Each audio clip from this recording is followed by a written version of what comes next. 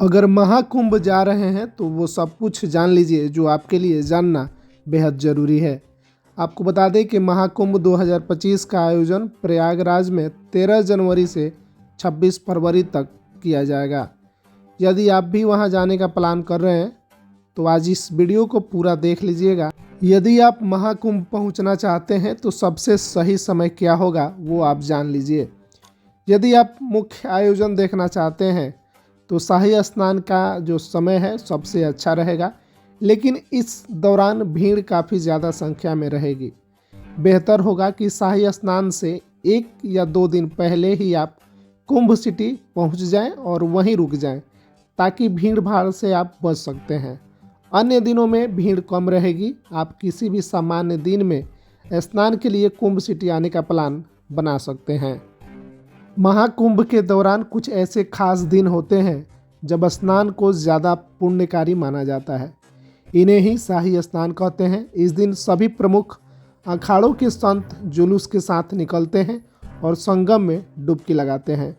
इस बार शाही स्नान 6 तिथियां हैं और कौन कौन सी हैं वो जान लीजिए। पहला है 13 जनवरी पौष पूर्णिमा, दूसरा है 14 जनवरी मकर संक्रांति, तीसरा है 29 जनवरी मौनी अमावस्या, चौथा है 3 फरवरी बसंत पंचमी, और आगे है 12 फरवरी माघी पूर्णिमा, और जो लास्ट छठा है वो 26 फरवरी महाशिवरात्रि। प्रयागराज कैसे आप पहुंच सकते हैं उसके लिए सबसे पहले हम आपको एरोप्लेन का सुविधा आपको बता देते हैं कि अगर आप दिल्ली से डायरेक्ट प्रयागराज आना चाहते हैं तो आपको फ़्लाइट वहां पे मिलेगा 1:15 पे। मुंबई से दो डायरेक्ट फ़्लाइट आपको मिलने वाले हैं 10:45 में और 1:15 में। अहमदाबाद, लखनऊ, भोपाल, रायपुर, चेन्नई, बेंगलुरु, कोलकाता जैसे बड़े शहरों से आप आसानी से फ़्लाइट के जरिए भी पहुंच सकते हैं प्रयागराज। अगर ट्रेन की बात करें तो ट्रेन से आने के लिए प्रयागराज में कई सारे स्टेशन हैं। उसमें आपको Jhusi station, Prayagraj Sangam station, Prayagraj Rambagh station, Prayag junction, Prayagraj junction, Naini junction, Prayagraj Chheoki station, Subedarganj station और फफाऊ जंक्शन, ये तमाम जो जंक्शन हैं ये आपके प्रयागराज ज़िले में ये कुल 9 रेलवे स्टेशन है। इनमें रोज़ करीब 500 ट्रेनें गुजरती हैं। आप टिकट बुक करते समय ट्रेनों की उपलब्धता के हिसाब से इनमें किसी भी स्टेशन के लिए टिकट बुक करवा सकते हैं। आगे आपको जानकारी दे दें कि अगर ट्रेन से अगर आप आना चाहते हैं तो हर रूट पे प्रयागराज के लिए ट्रेन दिया गया है। अमृतसर से आप प्रयागराज आ सकते हैं, दिल्ली से, जयपुर से, लखनऊ, भोपाल, इंदौर, मुंबई, अहमदाबाद, बेंगलुरु, कोलकाता जैसे बड़े शहरों से बड़े आसानी से आ सकते हैं। इसके अलावा 12 जनवरी से 28 फरवरी तक महाकुंभ के लिए करीब 992 स्पेशल ट्रेन चलाई जाएगी। यात्रा के पहले ट्रेन का समय जरूर चेक करें, बदलाव संभव हो सकता है। आगे आपको बता दें ट्रेन ट्रेवल का गाइडलाइंस 12 से 16 जनवरी तक कई जगह प्रतिबंध रहेंगे। 28 से 31 जनवरी तक, 2 से 5 फरवरी तक और 11 से 14 फरवरी तक और 25 से 28 फरवरी तक प्रतिबंध लगने की संभावनाएं हैं। प्रतिबंध के समय अलग अलग स्टेशन पर ये बदलाव रहेंगे। Prayagraj junction, Naini junction, Prayagraj Chheoki, Subedarganj. सबसे ज़रूरी बात कि प्रयागराज अगर आते हैं तो आप रुकेंगे कहाँ, उसको लेके आपको बता दें कि प्रयागराज में महाकुंभ के दौरान ठहरने के लिए कई तरह की सुविधाएं हैं, जिनमें टेंट है, होटल है, धर्मशाला है और होम स्टे शामिल है। महाकुंभ के लिए प्रशासन ने संगम के पास टेंट सिटी बनाई है, जहां श्रद्धालुओं के लिए लगभग 25,000 टेंट मौजूद हैं। इनमें कई तरह के टेंट शामिल हैं। इसमें आप जान लीजिए कि किस तरह का टेंट शामिल है। तो इसमें बेसिक टेंट है, डिलक्स टेंट है और लग्जरी है। टेंट की संख्या अगर बेसिक की बात की जाए तो 10,000 से अधिक है और प्रतिदिन जो किराया है उसका 2,000 से 5,000 रुपया है। डिलक्स टेंट की बात करें तो 8,000 से अधिक संख्या है और 5,000 से 10,000 रुपया प्रति किराया उसका लिया जाएगा। और वहीं लग्जरी टेंट है लगभग 5,000 और उसका जो किराया है वो 10,000 से 20,000 होने वाला है। इसके अलावा प्रयागराज में अलग अलग तरह के लगभग 150 से ज़्यादा होटल है। इनमें सस्ते बजट होटल से लेकर लग्जरी होटल तक शामिल है। प्रमुख होटल जो हैं ये प्रयागराज के 4 प्रमुख लग्जरी होटल हैं। होटल कान्हा श्याम, ये आपको 22/1 स्ट्रेची रोड सिविल लाइंस में आपको मिलने वाला है। उसके बाद होटल प्रयागराज रेजेंसी है, 16/7 ताशकंद मार्ग में है। Hotel Milan palace civil lines, hotel Ajay international civil lines में। होटलों का जो किराया है प्रतिदिन सस्ता जो है वो 1000 से 3000 है, मिडल रेंज में 3000 से 7000 और लग्जरी रेंज में 7000 से 15000 होने वाला है।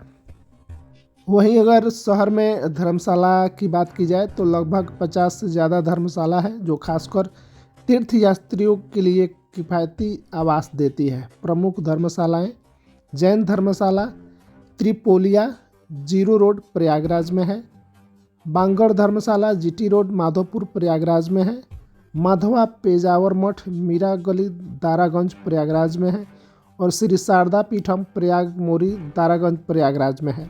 इसका प्रतिदिन का जो किराया है वो ₹500 से 2000 प्रतिदिन के लिए लिया जाएगा और इसी में होम स्टे भी शामिल है।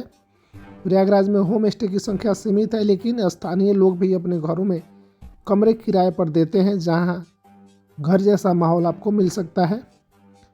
प्रमुख होम स्टे छोटी कोठी कुंजपुर गेस्ट हाउस है, प्रतिदिन किराया 1000 से 4000 होने वाला है। महाकुंभ के लिए कुछ ज़रूरी बातें हैं। आवश्यक दस्तावेज आपको लेना अनिवार्य है। Aadhaar card, PAN card, medical reports अगर कोई बीमारी है, यात्रा टिकट, ऑनलाइन बुकिंग की रसीदें। पहचान बैंड, बच्चों और बुजुर्गों के लिए पहचान बैंड या आई कार्ड बना लें। ये बैंड या आई कार्ड स्टेशनरी सप्लाई की दुकानों पर मिल जाएंगे बड़े आसानी से। इनमें जानकारी भरकर बच्चे और बुजुर्गों को पहना दें। स्नान और पूजा करने के लिए भीड़ भाड़ से बचें। स्नान के लिए कम भीड़ भाड़ वाला समय को चुनें। और आगे आपको बता दें कि क्या करना चाहिए आपको, वो चीज़ें ध्यान रख लीजिए। पीने की बोतल साथ रखें, केवल सरकारी या अधिकृत स्टॉल से पानी खरीदें। हल्का और पौष्टिक खाना जैसे बिस्किट, ड्राई फ्रूट्स और नमकीन साथ में रखें। साथ ही महाकुंभ में अगर आपका कोई अपना सामान या कोई खो जाता है तो उसके लिए मेला प्रशासन ने 3 व्यवस्थाएं की हैं। डिजिटल खोया पाया केंद्र, हेल्पलाइन, AI कैमरे। कुंभ सिटी में मेला प्रशासन ने 10 डिजिटल खोया पाया केंद्र बनाए हैं।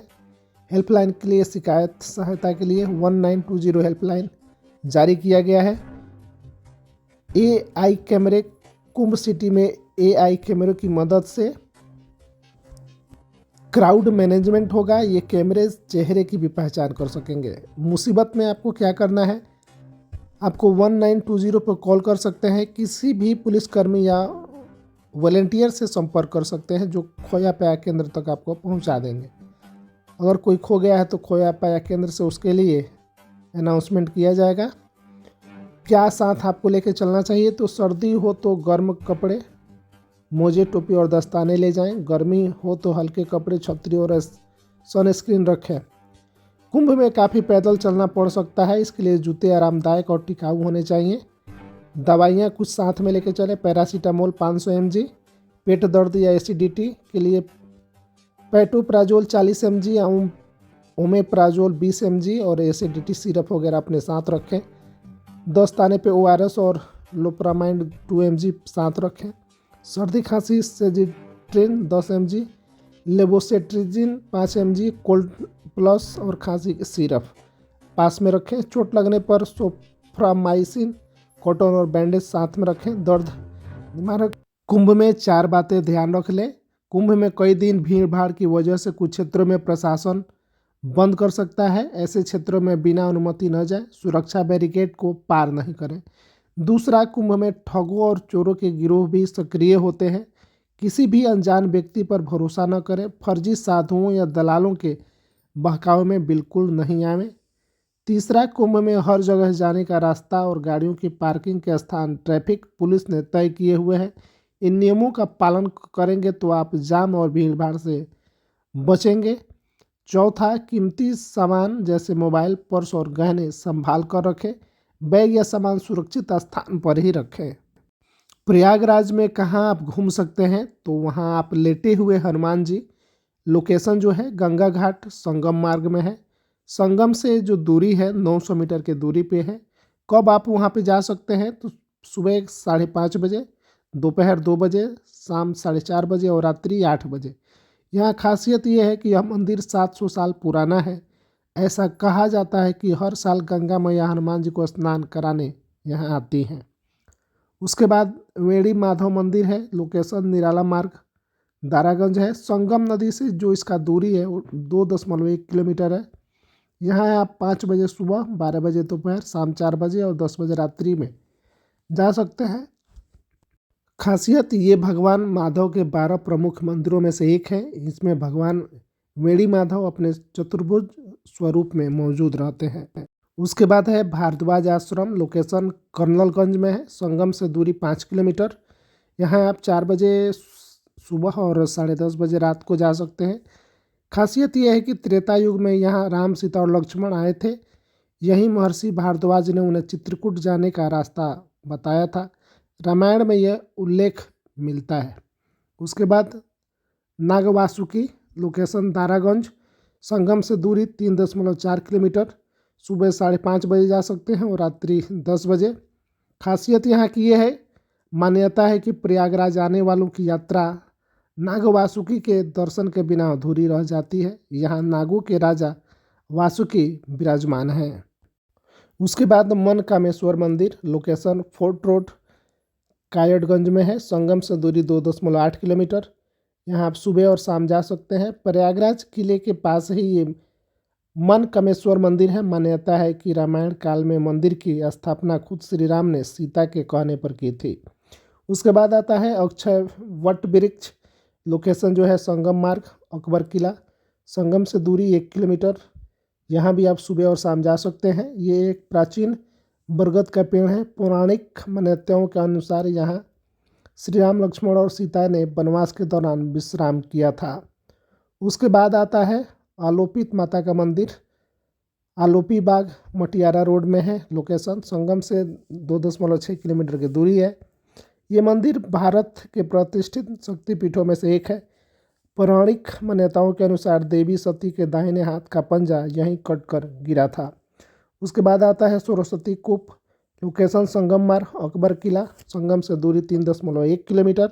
खासियत सरस्वती कूप एक पवित्र कुआं है। ऐसी मान्यता है कि कोई इस कुएं में जल से स्नान करे या ये जल ग्रहण करे तो उसे मोक्ष की प्राप्ति होती है। उसके बाद आता है सोमेश्वर महादेव, मित्रनगर झलवा में है। संगम से 12 किलोमीटर की दूरी पे है। मान्यता है कि मंदिर की स्थापना चंद्रदेव ने क्षय रोग के श्राप से मुक्त होने के लिए की थी। यहाँ लोग गंभीर बीमारियों से निजात पाने के लिए आते हैं। उसके बाद आता है आनंद भवन, लोकेशन टैगोर टाउन के पास में है। संगम से दूरी 5 किलोमीटर है। एक समय यह नेहरू परिवार का निवास हुआ करता था। पंडित नेहरू के जीवन से जुड़े कई फोटोज यहाँ देखने को मिलेंगे। सोमवार को यह बंद रहता है। आगे है अकबर का किला, संगम तट पे है। संगम से दूरी 3 किलोमीटर। खासियत यह है कि किला अकबर ने 1575 में बनवाया था। इसके निर्माण में 45 साल लगे थे। फिलहाल ये सेना की संपत्ति है। अक्षय वट और सरस्वती कूप समेत कई टूरिस्ट आकर्षण किले के अंदर हैं। उसके बाद है आज़ाद पार्क, जॉर्ज टाउन के पास है। 5 किलोमीटर की दूरी पे है संगम से। खासियत है इसे पहले अल्फ्रेड पार्क कहा जाता था। यहीं पर स्वतंत्रता सेनानी चंद्रशेखर आज़ाद ने खुद को गोली मारी थी। उम्मीद करते हैं यह वीडियो और ये जानकारी आपको अच्छी लगी होगी। तो हर हर गंगे आपकी यात्रा मंगलमय हो।